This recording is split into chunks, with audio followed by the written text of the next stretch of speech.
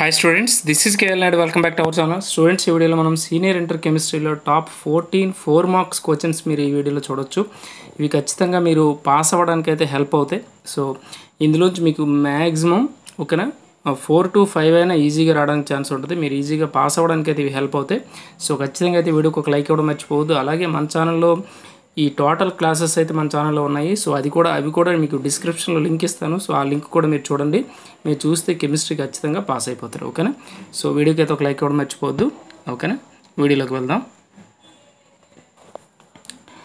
Students ఇక్కడ చూడండి కనిపిస్తుంది కెమిస్ట్రీ 2 అని టాప్ 4 మార్క్స్ క్వశ్చన్స్ అని కనిపిస్తున్నాయి. చూడండి ఖచ్చితంగా అయితే మీకు ఇది పాస్ అవ్వడానికి అయితే హెల్ప్ అవుతాయి. సో ఇందులో మీరు మినిమం 4 క్వశ్చన్స్కి మీరు ఆన్సర్స్ కరెక్ట్గా రాసినా మీకు 16 మార్క్స్ వస్తాయి. సో ఒక 1 or 2 మార్క్స్ రాసినా మీరు పాస్ అయిపోతారు ఈజీగా. ఎందుకంటే ఎస్ఎస్ అనేవి కొంచెం టఫ్గా ఉంటాయి కనుక సో అవి కూడా నెక్స్ట్ వీడియోలో మీకు చెప్తాను. ఆల్రెడీ మన ఛానల్లో క్లాసెస్ కూడా మీకు డిస్క్రిప్షన్లో ఇస్తాను, అవి కూడా చూడండి.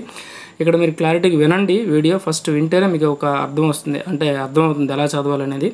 మీకు ఇందులో ఫస్ట్ చూడండి బ్రాక్స్ ఈక్వేషన్ సెమీ కండక్టర్స్లో మీకు ఒక క్వశ్చన్ అయితే పక్కగా రావడానికి ఛాన్స్ ఉంది. ఈ రెండు ఫస్ట్ నేర్చుకోండి. అలాగే next physical and chemical adsorption differences, అలాగే కెటాలసిస్ టైప్స్, ఈ రెండింటిలో ఒక క్వశ్చన్ అయితే పక్కగా వస్తుంది. కావాలంటే మీరు పేపర్ చూసుకోండి. అలాగే నెక్స్ట్ ఫ్లోటేషను, రోస్టింగ్ అండ్ క్యాల్సినేషన్, అంటే ఇది మనకు మెటలర్జీలో ఉంటుంది. సో ఈ రెండింటిలోంచి ఖచ్చితంగా ఒక క్వశ్చన్ అనేది మీకు పబ్లిక్ ఎగ్జామ్ పేపర్లో ఉంటుంది. అలాగే నెక్స్ట్ 18th గ్రూప్ ఎలిమెంట్స్ తీసుకుంటే ఈ compounds 5 compounds XeF2, XeF4, XeF6 preparation and structures అంటే ఏవో కొన్ని అడుగుతాడు. XeO3 అండ్ XeO4 వీటి యొక్క ప్రిపరేషన్ అండ్ స్ట్రక్చర్స్ కానీ మీరు నేర్చుకుంటే పక్కగా ఒక క్వశ్చన్ అనేది రావడానికి ఛాన్స్ ఉంటుంది. ఓకేనా. అంటే మీరు ఇక్కడ 8 కదండి, ఈ 8లో మీకు 4 క్వశ్చన్స్ రావడానికి పేపర్లో ఛాన్స్ ఉంటుంది.